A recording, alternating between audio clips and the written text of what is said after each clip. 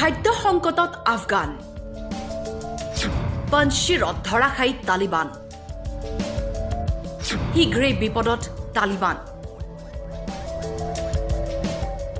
তালিবানে হয়তো পাহৰিছে যে গুলি চলোৱাটো যিমানেই সহজ সিমানেই কঠিন দেশ চলোৱা গুলিবৰ্ষণ কৰি তালিবানে উৎসৱ ঠিকেই পালন কৰিছে কিন্তু আফগানীসকলৰ কথা গুৰুত্ব দিয়া নাই ইফালে খাদ্য সংকটত ভুগিছে আফগানবাসী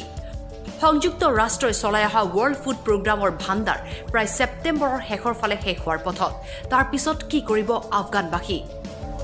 4 কোটি জনসংখ্যাৰ দেশখনত 1.5 কোটি জনসংখ্যা বিপদত পৰিছে খাদ্যক লৈ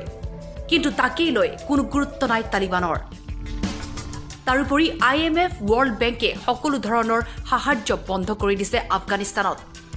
যেতিয়ালৈকে তালিবানে নাগৰিকৰ হকে কাম নকৰে আৰু সন্ত্ৰাস বন্ধ নকৰে মহিলাসকলক নিজৰ মৰ্যাদা ঘূৰাই নিদিয়ে তেতিয়ালৈকে কোনো সহায় যে নাপাব হেয়া স্পষ্ট কৰি দিছে পিছে শুকুৰবাৰে পঞ্চশীৰ দখল কৰা বুলি দাবী কৰিছিল তালিবানে কিন্তু এই কথা নস্যাৎ কৰিছে পূৰ্বৰ উপৰাষ্ট্ৰপতি অমৰুল্লাহ সালেহ পঞ্চশীৰত ধৰাশায়ী হৈছে তালিবান